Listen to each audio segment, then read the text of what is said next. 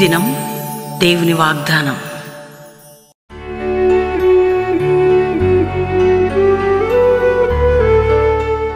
ఈ ఉదయకాల సమయంలో ఈ దినం దేవుని వాగ్దానం చక్కటి ఆత్మీయ కార్యక్రమానికి ప్రేమతో ఆహ్వానిస్తూ అందరు బాగున్నారా? ఉదయం లేచారా? ఉదయకాల ప్రార్థన, ఉదయకాల ఆరాధన చేస్తున్నారా? దేవుడు మనందరినీ ప్రేమించి మన కోసం చూపిన కృప ఎంత గొప్పదండి. రక్షకుడు దేవుడు యేసు ప్రభు. ఆయన నమ్మితే పరలోకం నిత్య జీవం ఉంటుంది. ఎంతమంది ఇంక యేసయ్యను మీ గృహాల్లో నమ్మలేదు? ఈ వాగ్దానం ఎవరైనా పంపితే వింటున్నారా? లేకపోతే రెగ్యులర్గా చూడాలని చూస్తున్నారా? నీ హృదయంలో యేసయ్యకి చోటు. ఆయన రక్షకునిగా దేవుడిగా అంగీకరించు. నీ జీవితాన్ని దేవుడు పట్టుకొని దీవించబోతున్నాడు. తల్లి మరిచినా, తండ్రి విడిచినా విడివని దేవుడు, గొప్ప దేవుడిని మనం కలుగున్నాం. ప్రతి విషయంలో కూడా ఒక బ్లెస్సడ్గా నిన్ను లేవనెత్తే దేవుడు. నీకు అన్యాయం చేయడు. నీ మీదున్న గాయాలు, నీ మీదున్న నిందలు, నీ మీదున్న అవమానాలు కొట్టివేసే దేవుడు ఆయన. కానీ మనమందరం వ్యక్తిగత ప్రార్థన, వ్యక్తిగతంగా దేవునితో సన్నిహిత బంధం, దేవుని వాక్యం ధ్యానించడం. ఉదయకాలం మీకోసం 5 నుంచి 6 రెగ్యులర్గా నేను ప్రార్థన చేస్తూ, దైవజనుడు నేను మార్నింగ్ ఈవినింగ్ మీకు ఎందుకు ఇస్తున్నామంటే మీరు బలము కలిగి దేవుని కొరకు నిలబడాలని. కాబట్టి ఉదయకాలం మీరు అందరు కూడా ఎదురు చూస్తున్నారు. ఈరోజు నేను చదువుతున్న వాగ్దానం, దాని తర్వాత మనందరము ఏకీభవించి ప్రార్థన చేద్దాం. చదువుతున్నాను. 92వ కీర్తన 15వ వచనం. వారి ముసలితనమందు ఇంకా చిగురు పెట్టుచుందురు, సారము కలిగి పచ్చగా నుందురు. ఎవరు చిగురు పెట్టుదురండి? ఎవరు సారం కలిగి పచ్చగా ఉంటారు? ఏజ్ అయిపోయిన తర్వాత కూడా నీతిమంతులు, దేవుని పిల్లలు. ఎవరు నీతిమంతులు? క్రీస్తు రక్తంలో కడగబడిన వారు. యేసు దేవుడని, రక్షకుడని, నా కొరకు మరణించి తిరిగి లేచాడని, ఆయన మరలా రాబోతున్నాడని నమ్మి మారు మనసు పొంది బ్యాప్టిజం తీసుకొని దేవునిలో కొనసాగేవారు నీతిమంతులు. వారు క్రీస్తుని బట్టి, క్రీస్తు రక్త బలియాగమును బట్టి ఎలా ఉంటారట? ఒకవేళ ముసలితనంకి వెళ్ళినా సారం కలిగి పచ్చగా ఉంటారట. పచ్చగా చిగురు పెడతారు, పచ్చగా ఉంటారు. అంటే అర్థం ఏంటి? చెట్టుకి చూడండి, మనం చూస్తున్నాం గ్రీన్గా ఉంది చుట్టూ, సారము కలిగి పచ్చగా ఉంది. ఎందుకంటే కింద నుండి మంచి వాటరు, అంతేగాక నేల ఎందుకుంది? మంచి కేర్ తీసుకుంటున్నాం కాబట్టి దేవుని పిల్లలు ఒక పచ్చని ఆశీర్వాదకరమైన దీవెనకరమైన సారం కలిగి ఉండబోతున్నారు. అందుకని నీలో వాక్యము, నీలో ప్రార్థన, చెట్టుకు నీరు పోసినట్టు వాక్యము, ప్రార్థన, అభిషేకం నీకుంటే నువ్వు కూడా అట్లా ఉండబోతున్నావు. నువ్వు దేవుని బిడ్డగా నువ్వు ఎట్లుండాలంటే పచ్చగా ఒక చెట్టు వలె నిన్ను ఫ్రెష్గా దేవుడు ఉంచబోతున్నాడు.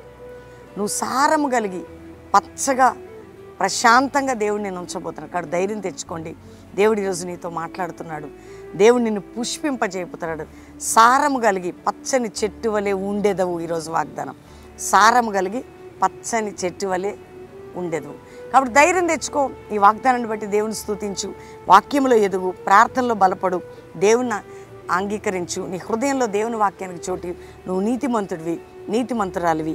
ఈ విధంగా ఆత్మ విషయంలో, ఆరోగ్య విషయంలో, ఆర్థిక విషయంలో, కుటుంబ విషయంలో, ఉద్యోగ విషయంలో, వ్యాపార విషయంలో, పిల్లల విషయంలో, సేవా విషయంలో, అన్ని ఏరియాస్లో సారము కలిగి పచ్చగా ముసలితనమందు కూడా అలా ఉండినట్లు నీవు కూడా వయసు అయిపోయినా ఎప్పుడున్నా అలా దేవుడు ఉంచబోతున్నాడు. కాబట్టి ఉదయకాలం ఈ వాగ్దానం అందరూ రిసీవ్ చేసుకోండి.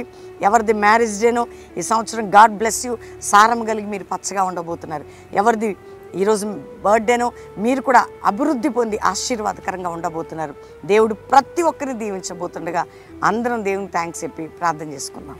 తండ్రి, ఉదయకాలం ఎంతమంది వాగ్దానం రిసీవ్ చేసుకున్నారో, రక్షణ లేని వారికి రక్షణ, పాపక్షమాపణ, రోగ వ్యాధులతో ఉన్న వారికి స్వస్థత, విడుదల, అప్పుల్లో ఉన్న వారికి విడుదల, నాయన కుటుంబాలు విడిపోయిన వారికి విడుదల, కోర్టు కేసుల నుండి విడుదల, మరణకరమైన రోగాల నుంచి విడుదల, విడిపోయిన భార్యాభర్తలు బంధకముల నుంచి విడుదల.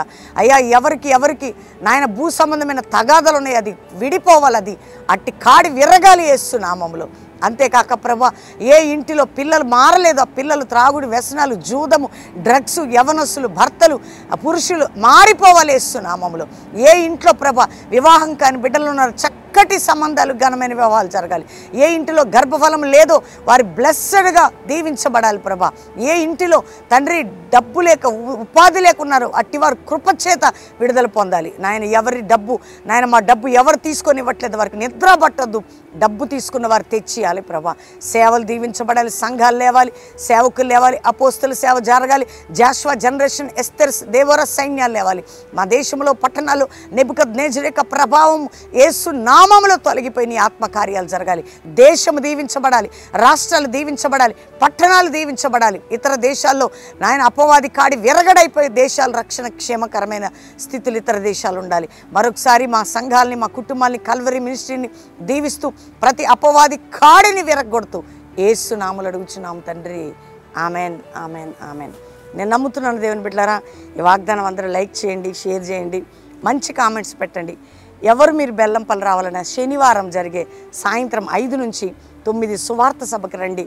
అనేక బంధకాలు దేవుడు తెంచి మిమ్మల్ని బ్లెస్ చేసి ఆదివారం మొదటి ఆరాధన అటెండ్ అయ్యి వెళ్ళొచ్చు. బెల్లంపల్లి ప్రాంగణ సువిశాలంగా ఉంటుంది. మీరు ఉండటానికి అకామిడేషన్, ఫ్రీ మీల్స్ అన్నీ ఉంటాయి కాబట్టి పాలు పొందొచ్చు. కల్వరి ప్రామిస్ రండి. ప్రతి ఆదివారం 3 ఆరాధనలు ఉంటాయి. 5 to 6 కూడా ఉదయం ఉంటుంది.